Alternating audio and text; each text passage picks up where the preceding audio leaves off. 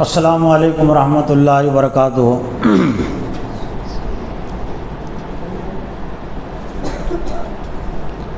الحمد للہ نحمدہ ونستعینہ ونستغفرہ ونؤمن بہ ونتوکل علیہ ونعوذ باللہ من شرور انفسنا ومن سیئات اعمالنا۔ قال اللہ تعالی فی القرآن المجید والفرقان الحمید۔ اعوذ باللہ من الشیطان الرجیم، بسم اللہ الرحمن الرحیم۔ فاذکرونی اذکرکم واشکروا لی ولا تکفرون۔ صدق اللہ العظیم۔ معزز و محترم اساتذہ اکرام اور عزیز طلبہ، آج کے اس ہفتے واری اجتماع کے اختتام کے موقع سے ایک اہم عنوان اور موضوع کے تحت کچھ باتیں پیش کرنی ہیں۔ آپ اچھی طرح جانتے ہیں کہ اس وقت ہم ایک طرح سے ماہ اگست میں داخل ہو گئے۔ اگست کا مہینہ شروع 1 اگست کی 1 تاریخ ہے، اور یہ اگست کی 15 تاریخ ہندوستان کی آزادی کے لحاظ سے منائی جاتی ہے۔ 15 اگست 1947 کو ہندوستان آزاد ہوا، اور 14 اگست 1947 کو پاکستان الگ ہوا ہندوستان سے۔ اس کی وہ آزادی کی تاریخ ہے۔ تو بر صغیر کے حوالے سے، بر صغیر یعنی ہندوستان، پاکستان، بنگلہ دیش، یہ پورے علاقے کو کہتے ہیں بر صغیر۔ تو تعلیم اور تربیت کے حوالے سے ایک ذمہ داری جو عائد ہوتی ہے مسلمانوں پر عمومی طور سے اور خصوصی طور سے علماء پر، جماعتوں پر، ذمہ داروں پر، وہ یہ کہ یہ جد و جہد آزادی میں کتنی تحریک اسلام کے مطابق تھی اور کتنی چیزیں اسلام کے خلاف تھی، اور آزادی کے بعد سے یعنی 1947 سے لے کر اب تک امت مسلمہ کے ساتھ اللہ کا فیصلہ کیا ہے اور عوام کا طرز عمل کیا ہے۔ تو اس عنوان اور موضوع کو جاننا بھی ضروری ہے۔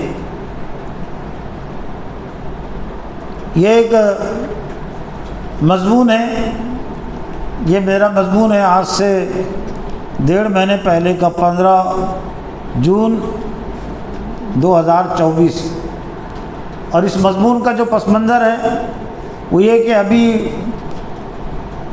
جو الیکشن ہوئے 2 مہینے پہلے بھارت میں لوک سبھا کے، تو لوک سبھا کے الیکشن کے موقع سے علماء کی طرف سے، جماعتوں کی طرف سے، مساجد سے گویا کہ تحریک چلائی گئی بی جے پی اور اس کی علی پارٹیوں کو ہرانے کی، اور کانگریس کی سرپرستی میں جو اتحاد بنا ہے انڈیا کے نام سے، اس کو جتانے کی۔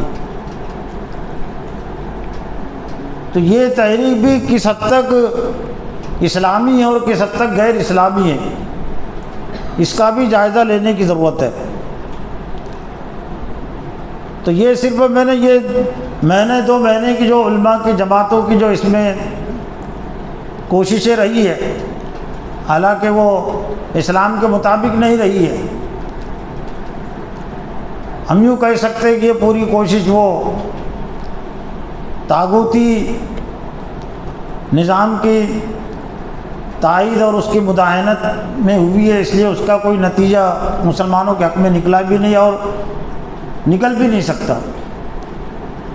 جو بھی تحریک اسلام کے مطابق نہیں چلتی، چاہے وہ مسلمان چلائے، تو مسلمانوں کو اس کا فائدہ نہیں ملتا۔ مسلمانوں کو اس تحریک کا، اس کوشش کا فائدہ ملتا ہے اس دنیا میں جو کوشش اسلام کے مطابق ہوتی ہے، اور جو کوشش اسلام کے مطابق نہیں ہوتی تو اس کا نقصان اس دنیا میں بھی ہوتا ہے اور آخرت میں بھی۔ تو یہ مضمون میں نے اسی پس منظر میں لکھا ہوں. اس میں میں نے آزادی سے بعد سے اب تک کا 77 سالہ میں نے اس میں ایک جائزہ پیش کیا، اس لیے اس کا عنوان ہی میں نے قائم کیا، بھارت کے مسلمان موجودہ سیاسی پستی سے سبق لے.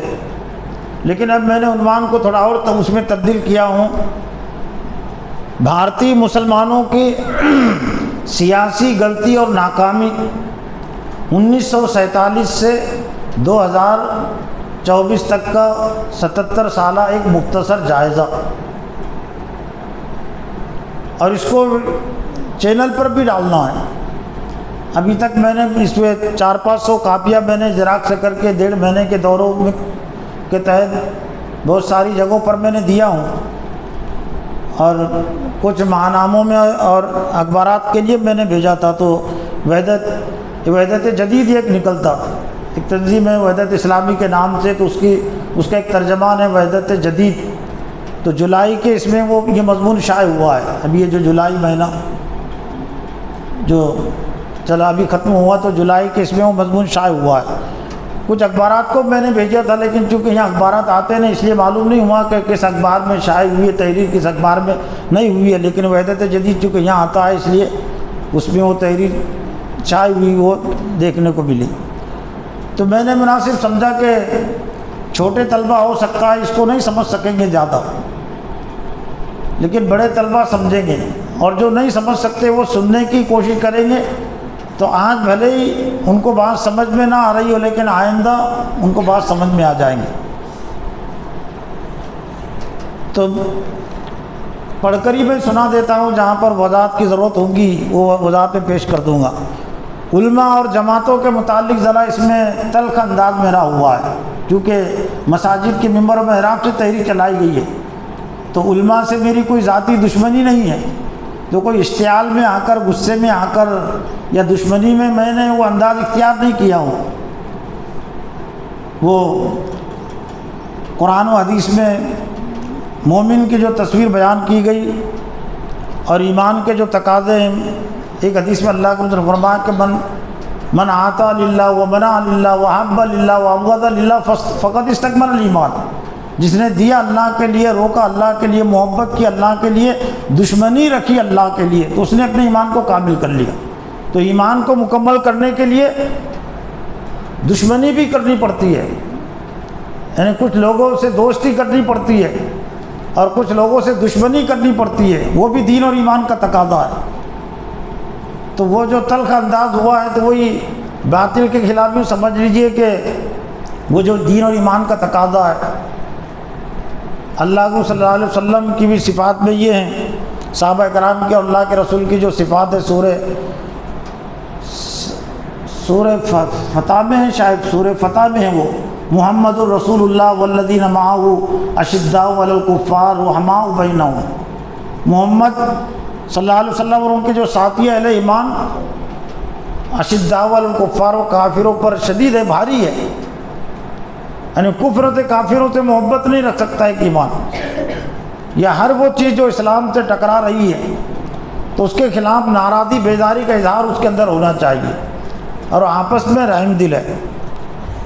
بھارت کی تو سن لیجئے، بھارت کی آزادی 1947 سے لے کر اب تک یعنی 2024 تک، انہیں 77 سالوں سے بعد روزے روشن کی طرح آیا ہو گئی ہے کہ بھارت کی سیاست میں سب سے زیادہ پستی میں مسلمان قوم ہے، جبکہ بھارت کی جمہوریت اور دستور سے محبت کرنے والی اور اس کی حفاظت کے لیے سب سے زیادہ کوشاں رہنے والی قوم بھی مسلمان ہے. تو کیا یہ صورتحال مسلمانوں کے لیے لمحہ فکریہ نہیں ہے؟ یقیناً یہ صورتحال مسلمانوں کے لیے بہت زیادہ لمحہ فکریہ ہے، مگر افسوس ہے کہ بہت سے مسلمانوں کو اس کا احساس بھی نہیں ہے. اور جن مسلمانوں کو اس کا احساس ہے، ان میں سے بیشتر مسلمان اس کا حل صرف ووٹوں کی سیاست میں اور کچھ پارٹیوں کو جتانے اور کچھ پارٹیوں کو ہرانے میں تلاش کر رہے ہیں. اور 2024 کے عام انتخابات میں تو یعنی 2 مہینے پہلے جو انتخابات ہوئے، اور 2024 کے انتخابات میں تو دینی جماعت اور علماء نے اس کی حد کر دی. وہ یہ کہ کانگریس اور اس کی علی پارٹیوں کو جتانے اور بی جے پی اور اس کی علی پارٹیوں کو ہرانے کی تحریک مساجد کے ممبر و محراب سے مسلسل 3 ماہ چلائی. اس کے باوجود بی جے پی اور اس کی علی پارٹیاں اقتدار میں آئی اور کانگریس اور اس کی علی پارٹیاں اقتدار سے محروم ہو گئی. لیکن اس کے باوجود جماعت علماء اور مسلمان بغلے بجا رہے ہیں، یہ بھی انداز سخت ہے، لیکن اس کے باوجود جماعت علماء اور مسلمان بغلے بجا رہے ہیں کہ ہم نے بی جے پی کی سیٹیں کم کر دی۔ انہیں معلوم ہونا چاہیے کہ بی جے پی ایک سال کے اندر ہی ان بہت سے ممبران پارلیمنٹ کو بی جے پی میں داخل کروا کر اس کمی کو پورا کر دے گی جو مسلمانوں کے ووٹ سے جیت کر آئے ہیں، اور بھارت کی سیاست میں کوئی نئی بات نہیں ہے۔ چنانچہ حقیقت ہے کہ 2014 اور 2019 کے عام انتخابات میں مسلمانوں کے ووٹ سے جیت کر آنے والے بہت سے ممبران پارلیمنٹ بی جے پی میں شامل ہو گئے ہیں۔ گویا کہ اس وقت بی جے پی اور اس کی اہلی پارٹیوں کو جو سیاسی قوت حاصل ہے، اس میں مسلمانوں کے ووٹ کا بھی دخل ہے۔ یہ پہلی تحریک نہیں تھی بی جے پی کو ہرانے کے لیے اور کانگریس اور سیکولر پارٹیوں کو جتانے کے لیے۔ انفرادی طور سے تو یہ کام مسلمان آزادی کے بعد سے ہی کر رہے ہیں، لیکن اجتماعی طور سے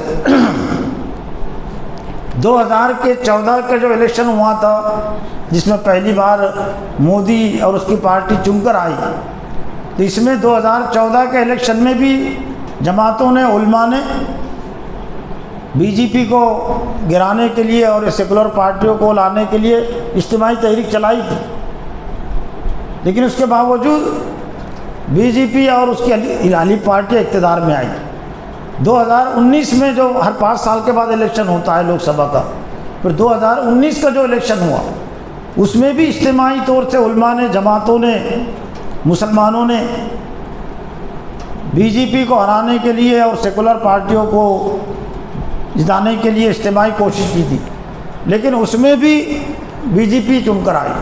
تو کم سے کم 2 مرتبہ کی یہ اجتماعی کوشش سے تو سبق لینا چاہیے تھا، لیکن پھر تیسری مرتبہ بھی مسلمانوں نے 2024 کے الیکشن میں بھی اجتماعی کوشش کی ہے، تو وہی حال ہونا تھا۔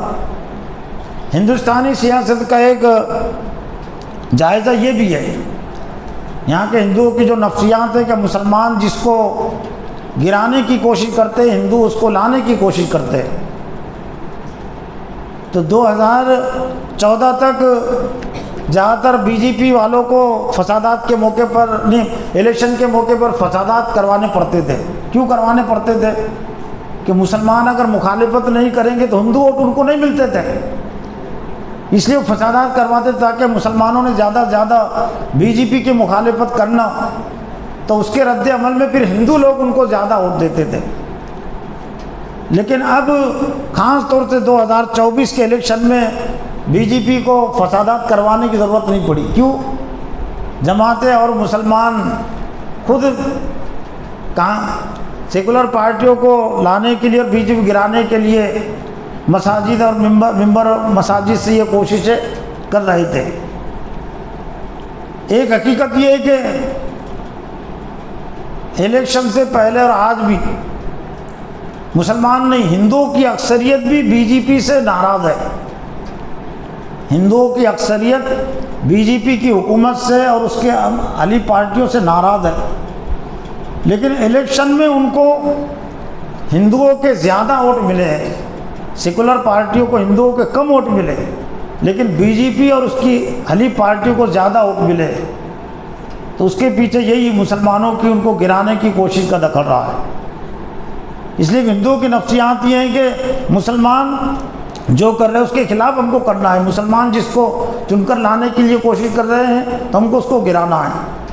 تو ہندوؤں کی اکثریت ناراض تھی الیکشن سے پہلے آج بھی، لیکن اکثر ہندوؤں کے ووٹ بی جے پی اور اس کی اہلی پارٹیوں کو اس لیے ملے کہ علماء نے، جماعتوں نے، مسلمانوں نے بی جے پی اور اس کی اہلی پارٹیوں کو گرانے کی کوشش کی، تو انہوں نے وہ پارٹیوں کو لایا۔ اگر مسلمان اس میدان میں نہیں رہتے، اکھاڑے میں نہیں اترتے، یا خاموش رہتے، یا اپنے مدعے پیش کرتے، آزادی کے بعد سے ناانصافی ہو رہی ہے، تو سیکولر ہندو ہی خود بی جے پی کو ہرا دیتے، اور بی جے پی اور اس کی اہلی پارٹیاں اقتدار میں نہیں آتی۔ لیکن وہ اقتدار میں اس لیے آئی کہ مسلمانوں نے گرانے کی کوشش کی. مسلمان تو ووٹ ملے سیکولر پارٹیوں کو، لیکن زیادہ ہندو جو ناراض تھے بی جے پی سے اور حکومت سے، بی جے پی کی حکومت سے، تو اکثر لوگ ہندوؤں کے ان کو ملے اور کم ووٹ ان کے خلاف پڑے. تو یہ بھی سمجھنے کی ضرورت ہے، لیکن زیادہ تر لوگ اس کو نہیں سمجھ رہے. بھارت کی سیاست کی ایک اہم بات یہ ہے کہ آزادی سے لے کر اب تک بھارت میں جمہوریت کی حکومت رہی ہے، اور اب تک بی جے پی کی حکومت بھی جمہوری طریقے سے بنی اور چلی ہے.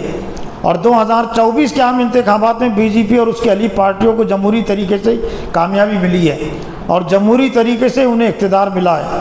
اس لیے 2024 کے عام انتخابات میں جماعتیں، علماء اور مسلمانوں نے جمہوریت کی بقا اور حفاظت کے لیے ہی مسلسل 3 ماہ مساجد کے ممبروں میں محراب سے ووٹ دینے کی تحریک چلائی ہے. تو انہیں شکریہ ادا کرنا چاہیے کہ ان کی کوششوں سے بھارت کی جمہوریت کی حفاظت ہو چکی ہے. یہ مدعا بنایا گیا نا کہ جمہوریت کی حفاظت کرو، جمہوریت کی حفاظت کرو. تو بی جے پی جو اقتدار ملا ہے جمہوریت سے ملا نا، پھر ہم شکریہ ادا کرنا چاہیے کہ اللہ کا شکر ہے کہ جمہوریت محفوظ ہو گئی. مار دھاڑ کر تو انہوں نے حکومت نہیں بنائی نا، اکثریت حاصل کر کے انہوں نے حکومت بنائی ہے. تو یہی ہم نے کہا کہ جمہوریت کی حفاظت ہوتی ہے، اس لیے کہ این ڈی اے کی حکومت جمہوری طریقے سے بنی ہے، کیونکہ این ڈی اے کو 293 سیٹیں ملی ہیں، جبکہ اسے اگر 272 سیٹیں ملتی تو جمہوری طریقے سے اس کی حکومت بن جاتی. جماعتوں، علماء اور مسلمانوں کے اس لغو کام کے متعلق، لغو کام لکھا میں نے اسے، لغو ہی ہے کام ہے.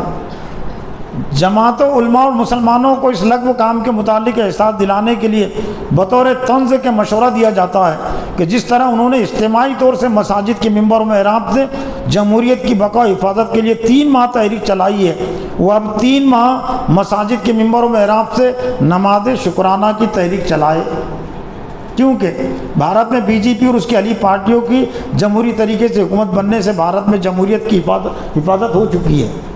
اور پھر مذاق خیز بات یہ، یعنی اس سے بھی زیادہ جو مذاق خیز بات ہے، بے وقوفانہ بات، وہ یہ کہ علماء اور جماعتوں نے کانگریس پارٹی کی قیادت میں بننے والے اتحاد کو جتانے میں اپنی سیاسی کامیابی سمجھ لیا ہے، جبکہ کانگریس نے اپنے 58 سالہ دور اقتدار میں ہمیشہ مسلمانوں کو سیاسی لحاظ سے کمزور اور پریشان کیا ہے.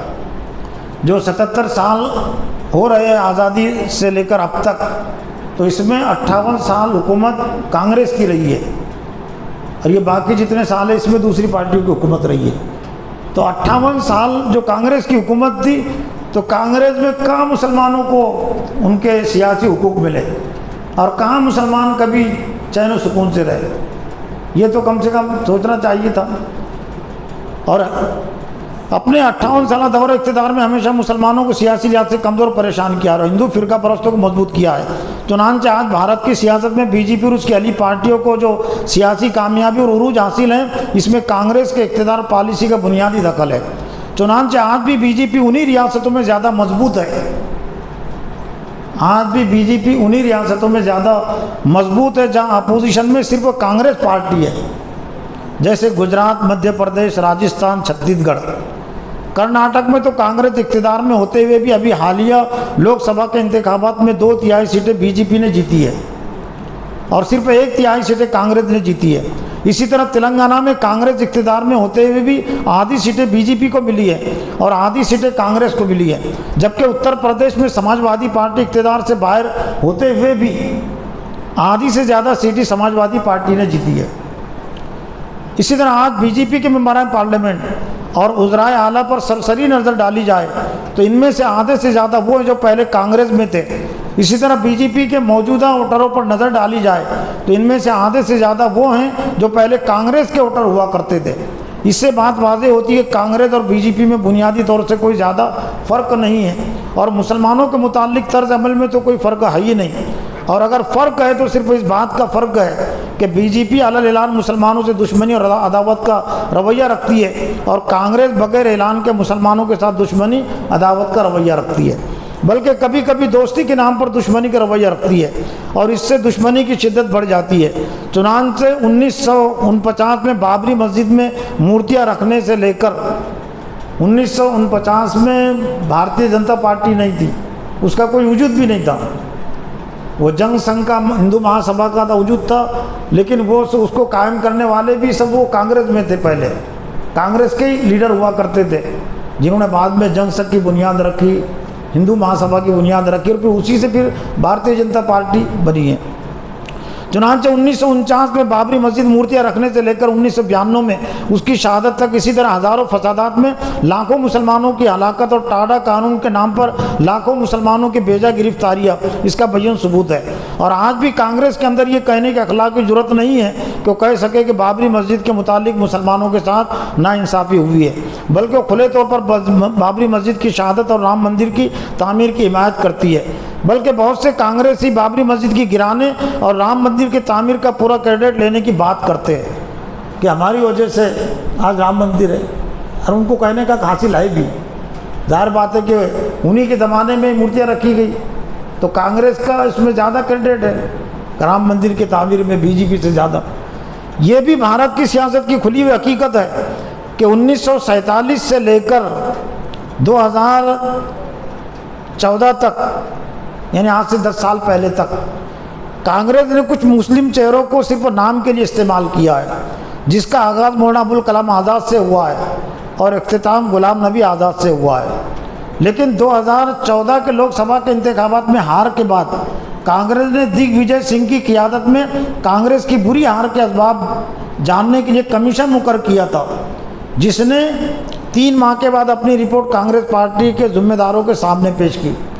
اللہ کا میرے ساتھ ایک فضل یہ بھی ہے کہ جس دین سے میں دینی تعلیم سے جڑا ہوں، مکتب کی تعلیم بھی کہہ سکتے ہیں، 1979 میرا دینی تعلیم کا پہلا سال ہے اورنگ آباد کا، تو میرا ہندوستان کے اخبارات پڑھنے کا بھی پہلا سال ہے۔ سیاسی حالات سے واقفیت، جس دن سے میں دینی تعلیم سے جڑا ہوں تو اسی دن سے میں ہندوستان کے اخبارات وغیرہ سے جڑا ہوا ہوں، اس لیے اس میں کوئی زیادہ مجھے مغالطے میں نہیں ڈال سکتا، یعنی گویا کہ 45 سال کا عرصہ ہو رہا ہے۔ تو 1979 سے میں دینی تعلیم سے جڑا اور بھارت کی جو سیاست ہے اس کی واقفیت سے بھی میں جڑا ہوں۔ تو 2014 کے لوک سبھا کے الیکشن میں کانگریس کو بری طرح ہار ہوئی تھی، تو کانگریس نے کمیشن بٹھایا تھا دگ وجے سنگھ کی قیادت میں، جو مدھیہ پردیش کا لیڈر ہے، تو کہ کس وجہ سے ہار ہوئی ہے۔ تو ہار کے جو اسباب جو کمیشن نے جو پیش کیا کانگریس کے ذمہ داروں کے سامنے، تو ہار کی اہم وجہ یہ بتایا کہ کانگریس کے پاس کچھ مسلم چہرے ہیں اور زیادہ مسلمانوں نے کانگریس کو ووٹ دیا ہے، جس کی وجہ سے زیادہ ہندو کانگریس سے دور ہو گئے۔ اس لیے آئندہ کے متعلق کانگریس نے طے کیا کہ کسی مسلم چہرے کو استعمال نہ کیا جائے۔ چنانچہ اس کے بعد پھر غلام نبی آزاد بھی پھر دھیرے الگ ہو گیا، جتنے مسلم چہرے تھے وہاں سے ختم ہو گئے، پھر نہ مرکزی سطح پر نہ ریاستی سطح پر۔ گویا کہ کانگریس نے آئندہ کے لیے مسلمانوں سے دوری بنائے رکھنے اور ہندوؤں سے نزدیک بنائے رکھنے کا فیصلہ کر لیا 2014 سے ہی، یہاں سے 10 سال میں۔ چنانچہ حقیقت ہے کہ کانگریس میں جتنے مسلم چہرے تھے 2014 کے بعد سے وہ ختم ہو گئے، جیسے غلام نبی آزاد وغیرہ۔ اسی طرح اس کے بعد سے راہل گاندھی نے اپنی بھارت جوڑو یاترا میں کسی مسلم چہرے کو ساتھ نہیں رکھا اور نہ کسی مسلم اکثریتی شہر و محلے میں تقریر کی، تاکہ کسی کو یہ نہ لگے کہ کانگریس کو مسلمانوں کے ووٹ کی ضرورت ہے۔ یہی وجہ ہے کہ آج سے 7-8 ماہ پہلے 2023 میں تلنگانہ میں کانگریس مسلمانوں کے ووٹ سے اقتدار میں آئی۔ تلنگانہ جو ریاست ہے آندھرا پردیش سے جو الگ ہوا، تو 1 سال پہلے 2023 میں وہاں کانگریس اقتدار میں آئی مسلمانوں کے ووٹ کی وجہ سے، لیکن ایک بھی مسلم کانگریس سے جیت کر نہیں آیا ہے۔ اس لیے اس وقت تلنگانہ کے کانگریس کی حکومت میں ایک بھی مسلم وزیر نہیں ہے۔ گویا کہ جس طرح بی جے پی کی مرکزی اور ریاستی حکومتوں میں کوئی مسلم وزیر نہیں ہے، اس کا آغاز کانگریسی حکومت میں بھی ہو چکا ہے۔ اسی طرح 2024 کے عام انتخابات میں کانگریس کی قیادت میں انڈیا کے نام سے جو مختلف پارٹیوں کا اتحاد بنا ہے، اس اتحاد نے بھی بہت حد تک مسلمانوں سے دوری بنائے رکھنے کا ثبوت دیا ہے، اور اس کی دلیل یہ ہے کہ اس کی مرکزی اور ریاستی قیادت میں کوئی مسلم نہیں ہے۔ اسی طرح بھارت کی تقریباً آدھی ریاستوں میں انڈیا اتحاد کی طرف سے 2024 کے انتخابات میں کوئی مسلم امیدوار نہیں تھا، جیسے مہاراشٹر، راجستھان، مدھیہ پردیش، گجرات، تلنگانہ وغیرہ۔ اسی طرح انڈیا اتحاد نے ان مسلم پارٹیوں کو بھی اپنے اتحاد میں شامل نہیں کیا جن کی شبیہ ذرا اسلام کے قریب ہے، جیسے مجلس اتحاد المسلمین، مولانا بدرالدین اجمل قاسمی کی پارٹی، جماعت اسلامی کی قیادت بننے والی ویلفیئر پارٹی، یہ تین پارٹیوں کی شکل ذرا اسلام سے قریب ہے نا، ان کے چہروں پر داڑھیاں بھی ہے، ٹوپیاں یہ پہنتے ہیں یہ پارٹیوں کے چلانے والے. تو کانگریس کے ذریعے اتحاد بنا انڈیا، اس نے ان سے اتحاد نہیں، ان کو شامل نہیں کیا انہوں نے. کہیں ہم کو یہ نہ لگے کہ یہ مسلمانوں کے ہمدرد ہے، مسلمان کی طرفدار ہے. ویل پارٹی 2019 تک بی جے پی بھی کسی نہ کسی مسلم چہرے کی ضرورت محسوس کرتی تھی. چنانچہ مختار عباس نقوی، شاہ نواز حسین کی صورت میں اس کے پاس بھی 2 مسلم چہرے تھے، لیکن اب بی جے پی کو ان کی ضرورت باقی نہیں رہی، جبکہ ابھی یہ دونوں ہی زندہ ہے. ظاہر ہے جب بھارت کی کسی بھی جمہوری اور سیکولر پارٹی کو کسی مسلم چہرے کی ضرورت باقی نہیں رہی تو بی جے پی کیوں کر کسی مسلم چہرے کی ضرورت محسوس کرے گی. چنانچہ بھارت کی جمہوری سیاست کی کامیابی اور مسلم سیاست کی ناکامی کی دلیل ہے کہ 2024 کے عام انتخابات میں بی جے پی اور اس کے اہلی پارٹیوں سے ایک بھی مسلمان جیت کر نہیں آیا. چنانچہ بی جے پی کی قیادت میں جو حکومت بنی ہے اس میں ایک بھی مسلمان وزیر نہیں ہے. گویا کہ بھارت کے جمہوری نظام نے اس بات پر حقیقت کی مہر لگا دی ہے کہ بھارت میں بسنے والے 20 کروڑ مسلمانوں کو پورے طور پر نظر انداز کرنے کے باوجود کامیابی اور فخر کے ساتھ حکومت بنائی جا سکتی ہے اور چلائی جا سکتی ہے. اب ذرا جمہوریت کی حفاظت کا راگ الاپنے والے اور ڈھنڈورا پیٹنے والے علماء، جماعتیں اور مسلمان بتائے کیا اسی کا نام جمہوریت ہے؟ اور واقعتاً موجودہ بی جے پی کی حکومت بھارت کے جمہوری اصولوں کے مطابق بنی ہے تو ایسی جمہوریت کو مسترد کرنا ہر انصاف پسند شہری کی ذمہ داری ہے، ہر مسلمان کا دینی فریضہ ہے. لیکن علماء، جماعت اور مسلمانوں کو جمہوریت سے ایسی اندھی عقیدت و محبت ہو گئی ہے کہ وہ جمہوریت کی تائید و حمایت سے باز نہیں آئیں گے، صرف بی جے پی اور اس کے اہلی پارٹیوں پر لعن طعن کریں گے، جبکہ انہوں نے بھارت کے جمہوری نظام کے اصولوں کے مطابق کامیابی حاصل کی ہے اور جمہوریت کے اصولوں کے مطابق حکومت بنائی ہے. اور وہ آئندہ بھی ایک سال کے اندر کئی دیگر سیکولر پارٹیوں کے ممبران پارلیمنٹ کو جمہوری طریقے سے ڈرا کر اور خرید کر اپنی پارٹی میں شامل کریں گے. اور ہو سکتا ہے 5 سالوں میں ان کے پاس 2/3 اکثریت ہو جائے. اور یہ بھی ہو سکتا ہے کہ انتخابات میں بی جے پی کو اب کی بار 400 پار کا عدد حاصل نہیں ہوا، لیکن جو ممبران دوسری پارٹیوں سے جیت کر آئے ہیں ان کے ذریعے 400 پار کا آنکڑا بھی پورا ہو جائے. اگر علماء اور جماعتوں میں ذرا بھی سوجھ بوجھ ہوتی تو وہ بی جے پی سے زیادہ بھارت کی جمہوری سیاست کے اصولوں پر لعن طعن کرتے. ایسا لگتا ہے کہ ان کو جان و مال کا خطرہ اس کی اجازت نہیں دیتا، لیکن انہیں نہیں بھولنا چاہیے کہ عزت، زندگی اور موت بھارت کے حکمرانوں کے ہاتھ میں نہیں ہے بلکہ اللہ کے ہاتھ میں ہے. اللہ کو ناراض کر کے اور بھارتی حکمرانوں کو راضی کر کے جان و مال کی حفاظت نہیں کی جا سکتی. چنانچہ بھارت کی آزادی کے بعد سے مسلمان میدان سیاست میں اللہ کو ناراض کر کے بھارتی حکمرانوں کو راضی کرنے میں لگے ہوئے، اس لیے ان کی جان و مال غیر محفوظ ہے. جمہوری نظام کا سب سے بڑا نقص یہ ہے کہ منتخب حکمراں کو ہر طرح کے ظلم کا قانونی حق حاصل ہوتا ہے، یہاں تک کہ اسے ملک کے دستور میں تبدیلی کا بھی حق حاصل ہوتا ہے. یہی وجہ ہے کہ کانگریس نے بھی اپنے دور حکمرانی میں بھارت کے دستور میں کئی مرتبہ تبدیلی کی ہے اور مسلمانوں کے خلاف سخت سے سخت قانون بنائے، جیسے ٹاڈا پوٹا وغیرہ.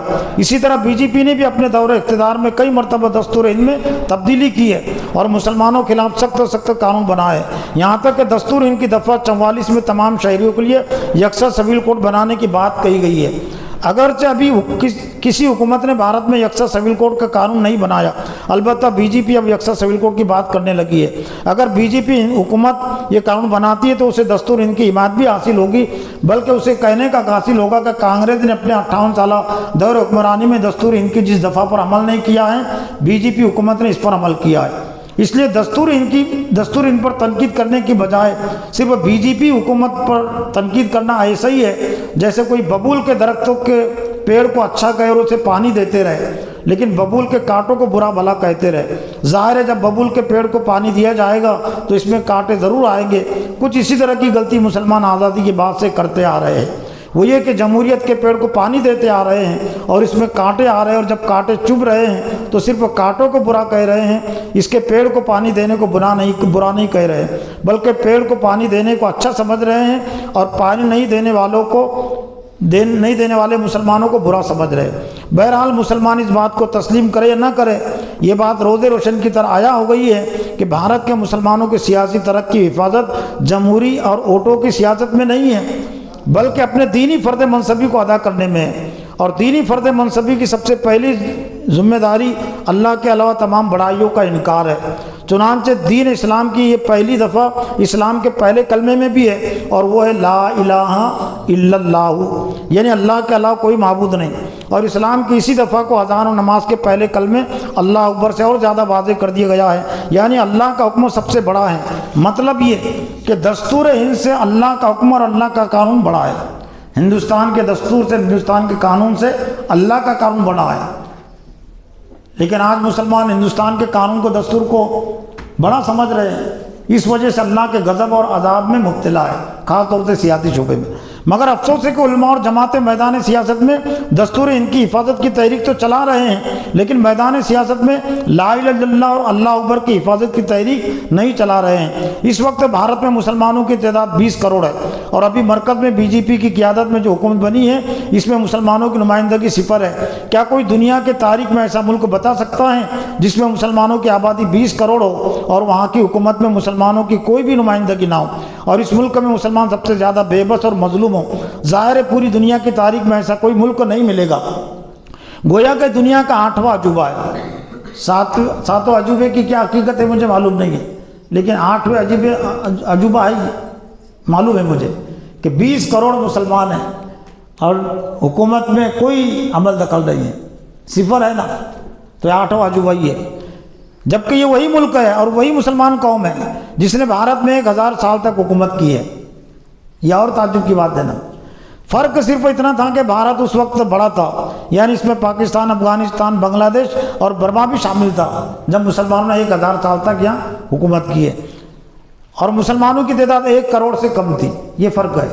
اب 20 کروڑ ہے، لیکن جب 1000 سالہ حکومت میں رہے تو 1 کروڑ سے کم ان کی تعداد تھی۔ اور ایک اہم فرق یہ تھا کہ مسلمان سیاست میں اللہ کے حکم اور قانون کو سب سے بڑا سمجھتے تھے، اور قرآن و حدیث سے ٹکرانے والے ہر قانون کا انکار کرتے تھے۔ یہ بات یقین کے ساتھ کہی جا سکتی ہے کہ اگر بھارت کے مسلمان آزادی کے بعد سے اب تک میدان سیاست میں خیر امت ہونے کا کردار ادا کرتے اور اسلامی نظام کی خوبیاں اور غیر اسلامی نظام کی خرابی اور مسلمانوں اور غیر مسلموں کے سامنے پیش کرتے اور غیر اسلامی نظام کی تائید و حمایت سے اجتناب کرتے، اس وقت مسلمان بھارت کی سب سے بڑی سیاسی قوت شمار ہوتے۔ کسی بھی نظریے اور اس پر جمے رہنے کی طاقت کو سمجھنے کے لیے بھارت میں برہمن قوم کی تعداد اور ان کی سیاسی قوت کی مثال کافی ہے۔ وہ یہ کہ بھارت میں برہمن قوم کی آبادی صرف 3% ہے، لیکن وہ اپنے ہندوتو کے نظریے پر قائم ہے، تو اس نے پورے بھارت کی سیاست کو اس سے متاثر کر دیا ہے، جبکہ ہندوتو کی کوئی سیاسی بنیاد نہیں ہے، اور بھارت کی بہت سی قوموں اور ذاتوں کو اس سے اختلاف ہے، جبکہ اسلامی نظریہ سیاست کی ایک بنیاد اور تاریخ ہے، اور بھارت میں مسلمانوں کی آبادی 15% ہے۔ بہرحال دیر آیت درست آیت کے تحت بھارت کے مسلمانوں کو بہت جلد غیر اسلامی سیاست سے رشتہ توڑ کر اسلامی سیاست سے وابستہ ہونے کی ضرورت ہے، ورنہ آئندہ مسلمانوں کے لیے اس سے بھی زیادہ شدید اور سنگین حالات آئیں گے۔ پھر آخر میں بھارتی جمہوریت کا اصل چہرہ، بس 2 ہی صفحے ہے۔ بھارتی جمہوریت کا ایک تعارف یہ بھی ہے کہ 2024 کے عام انتخابات میں بی جے پی اور اس کے اہلی پارٹیوں کو 37% ووٹ ملے۔ کتنے فیصد؟ 37%، اور ان کے خلاف 63% ووٹ پڑے۔ تو 63% والوں کی حکومت ہونا تھا کیا 37% والوں کی؟ 37% کی میں نے، یہ جمہوریت کا یہ نقص ہے یا یہاں کا کمال ہے سمجھ لیجیے، لیکن 63% ووٹ جن کو ملے وہ کچرے کے پلندے میں ہوئے، اور ان کے خلاف 63% ووٹ پڑے۔ اور بھارت کے جن ووٹروں نے ووٹنگ میں حصہ نہیں لیا ان کی تعداد بھی 50% کے قریب ہو جاتی ہے، جن میں بھی ہوں۔ اس لیے میں کہہ دیتا ہوں دوسروں کو متوجہ کرنے کے لیے کہ الیکشن میں سب سے زیادہ میں جیت کر آیا ہوں۔ کیسے جیت کر آیا؟ کہ 50% ہی ووٹنگ ہوتی نا، تو 50% ووٹنگ میں سب پارٹیاں ہیں، اور جنہوں نے ووٹ نہیں دیا وہ میرے ووٹر ہیں، میں بھی ووٹ نہیں دیتا نا، تو جنہوں نے نہیں دیا تو میری پارٹی ہے نا، ان کی وجوہات کچھ بھی رہی ہوں گی، لیکن وہ میرے ووٹر ہیں۔ اس لیے سب 50% میں سب پارٹی اور 50% میں اکیلا، جنہوں نے ووٹ نہیں دیا وہ میرے ہو۔ تو 50% وہ بھی ہے نا جنہوں نے ووٹ نہیں، یہ تو 37% ووٹ ان کو ملے جنہوں نے ووٹنگ میں حصہ لیا، لیکن ووٹنگ میں نہیں حصہ لینے والے بھی آدھی آبادی ہے نا۔ جس طرح سے ووٹ دینا حق ہے، نہیں دینا بھی حق ہے نا، اسی بنیاد پر آدھی ووٹنگ ہوتی ہے، کئی 50% ہوتی ہے، کئی 55، کئی 45 بھی ہوتی ہے، اور بہت سارے کو ووٹوں کے نام بھی نہیں رہتے، کل ملا کر وہ آدھا ہی تناسب آتا ہے پورے ملک کی، آدھی آبادی ووٹنگ میں حصہ لیتی ہے۔ اور بھارت کے جن ووٹروں نے ووٹنگ میں حصہ نہیں لیا ان کی تعداد بھی 50% کے قریب ہو جاتی ہے۔ اس لحاظ سے بی جے پی اور اس کی حالی پارٹیوں کو بھارت کے صرف 18% لوگوں نے ووٹ دیا ہے، یعنی کل کا شمار اگر کرے تو کتنے فیصد ووٹ ملے ان کو، مودی اور اس کی جو جتنی پارٹیاں ہیں اس کے ساتھ، تو 18%۔ لیکن ان 18% میں بھی کتنے ووٹ ووٹنگ مشین کے ووٹ ہوں گے وہ ایک الگ کہانی ہے۔ اب یہ بھی نہیں ہے نا ضرور کہ جس کو آپ نے ووٹ دیا اسی کو مل رہا ہے، یہ بھی نہیں ہے نا طے۔ اور پھر اب تو اخبارات میں بھی آ رہا کہ جتنے ووٹ ہیں اس سے زیادہ گنتی ہوئی، یعنی مطلب بعد میں بڑھا دیے گئے نا الیکشن کمیشن۔ لیکن اس کا آنکڑا بھی بہرحال 1 کروڑ کے اوپر ہو جاتا ہے کہ جنہوں نے ووٹ نہیں لیا لیکن بعد میں ووٹ ان کے بڑھا دیے گئے، یعنی بی جے پی کو مطلب اس لیے ووٹنگ مشین پر زیادہ بی جے پی اور اس کی اہلی پارٹی زور دے رہی نا، اس لیے وہ اس کے ذریعے سے چن کر آ رہے ہیں۔ اور یہ حقیقت ہے کہ 2014 کا الیکشن وہ تو خیر کانگریس کی ناکامی، سیکولر پارٹیوں کی ناکامی، ان کی بزدلی سے چن کر آئے، لیکن 2019 کا الیکشن بی جے پی اور اس کی اہلی پارٹیاں ووٹنگ مشین سے ای وی ایم سے چن کر آئی۔ اور 2024 کا الیکشن میں جیسا کہ الیکشن کمیشن نے ووٹنگ کے دن کا جو فیصد جاری کیا اور پھر اس کے بعد کا جو فیصد بڑھایا، اس کے مطابق کروڑوں کا فرق ہو جاتا ہے۔ بقیہ 82% میں 32% لوگوں نے بی جے پی اور اس کی اہلی پارٹیوں کے خلاف ووٹ دیا اور بقیہ 50% لوگ ووٹنگ سے غیر حاضر رہے۔ لیکن ان میں بھی ایک بڑی تعداد بی جے پی کے خلاف ہے، جنہوں نے ووٹنگ میں حصہ نہیں لیا ان کی بھی ایک بڑی تعداد بی جے پی کے خلاف ہے۔ لیکن انہوں نے اس لیے ووٹنگ میں حصہ نہیں لیا کیونکہ انہیں معلوم تھا کہ کسی کو ووٹ دیا جائے ووٹنگ میں دھاندلی کر کے بی جے پی آنے والی ہے، اور ایسے ہی ہوا۔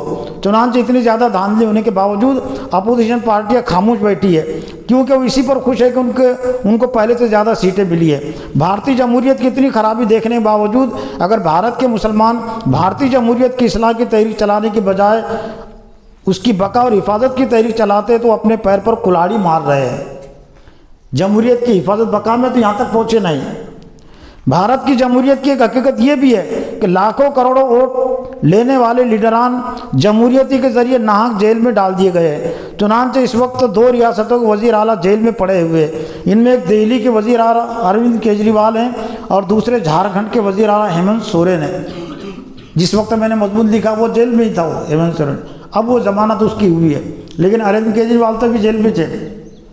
جبکہ دونوں ہی لیڈران بھارت کے دیگر لیڈران سے زیادہ ایماندار ہیں۔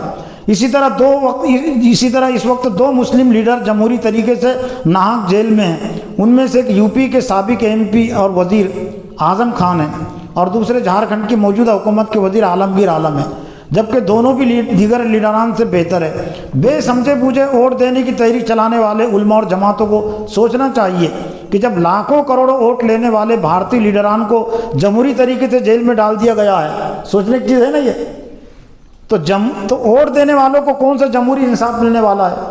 اگر انصاف ملنے والا ہوتا تو ووٹ لینے والوں کو ملے گا نا، ووٹ دینے والوں سے زیادہ۔ اس کے بجائے علماء اور جماعتوں کو بھارتی جمہوریت کی اصلاح کی تحریک چلانی چاہیے، لیکن یہ تحریک اسی وقت مؤثر ہو سکتی ہے جبکہ جمہوریت کی اصلاح تک مسلمان ووٹنگ سے اجتناب کریں گے۔ ووٹ اگر امانت ہے، امانت کہا گیا نا، امانت اگر ہے تو امانت کا تو اس کا لحاظ اور خیال رکھنا اور بھی زیادہ ضروری ہے۔ امانت اگر ہے تو پھر دین کے لیے استعمال کرنا چاہیے اس کو، لیکن باطل کے لیے اور منکر کے لیے امانت کا استعمال کیا گیا، غیر اسلامی پارٹیوں کی تائید و حمایت کے لیے۔ ووٹ اگر امانت ہے تو خدا را اس امانت کا استعمال اللہ کی بڑائی کے لیے کرے، نہ کہ انسانوں کی بڑائی کے لیے۔ علماء اور جماعتوں نے یہ کہہ کر یہ آمادہ کیے نا کہ ووٹ دینا امانت ہے، تو امانت کے لیے غیر اسلامی نظام کی تائید کے لیے امانت ہوتی ہے ایک مسلمان، یہ تو اور زیادہ ذمہ داری ہو جاتی ہے کہ اسلام کو مضبوط کرنے کی کوشش کرے اور نظام کفر کو کمزور کرنے کے لیے اس امانت کا استعمال ہو۔ ووٹ اگر امانت ہے تو خدا را اس امانت کا استعمال اللہ کی بڑائی کے لیے کرے، نہ کہ انسانوں کی بڑائی کے لیے۔ اس مضمون کو علامہ اقبال کے چند اشعار پر ختم کیا جا رہا ہے۔ دیو استبداد جمہوری قبا میں پائے کو، جمہوری نظام کی خامیاں خرابیاں علامہ اقبال نے چند اشعار میں یہاں پیش کی ہے 100 سال پہلے، جبکہ جمہوری نظام کے اتنے نقصانات واضح نہیں ہوئے تھے، لیکن قرآن و حدیث پر غور فکر سے علامہ اقبال نے سمجھ لیا تھا کہ جمہوری نظام یہ کتنا ظالمانہ نظام ہوگا۔ ایسے ظالمانہ نظام کے دنیا میں جتنے ابھی تک ازم گزرے ہیں، بادشاہی نظام، کمیونزم اور ملی نظام، ان میں کوئی بھی نظام اتنا ظالمانہ نہیں رہا ہے جتنا یہ جمہوری نظام، اس لیے کہ پہلی جنگ عظیم بھی جمہوری نظام کی سرپرستی میں ہوئی ہے، دوسری جنگ عظیم بھی جمہوری نظام کی سرپرستی میں ہوئی ہے، اور آج جو پوری دنیا جو ہے تو جنگ کا میدان بنی ہوئی ہے، جمہوری نظامی کے تحت نہ جمہوریت کے تحت ہی بنی ہوئی ہے۔ دیو استبداد جمہوری قبا میں پائے کو، تو جسے سمجھتا ہے آزادی کی نیلم بری، تو نے کیا دیکھا نہیں مغرب کا جمہوری نظام، چہرہ روشن اندرو چنگیز سے تاریک تر، جلال بادشاہیوں کی جمہوری تماشا ہو، جدا ہو دین سیاست ہے تو رہ جاتی ہے چنگیزی۔ اللہ سے دعا ہے کہ اللہ تعالیٰ مسلمانوں کو جلد از جلد غیر اسلامی سیاست سے توبہ کرنے کی توفیق عطا فرمائے۔ وآخر دعوانا الحمدللہ رب العالمین۔ ربنا تقبل منا انک انت السمیع العلیم وتب علینا انک انت التواب الرحیم برحمتک۔ کچھ وقت زیادہ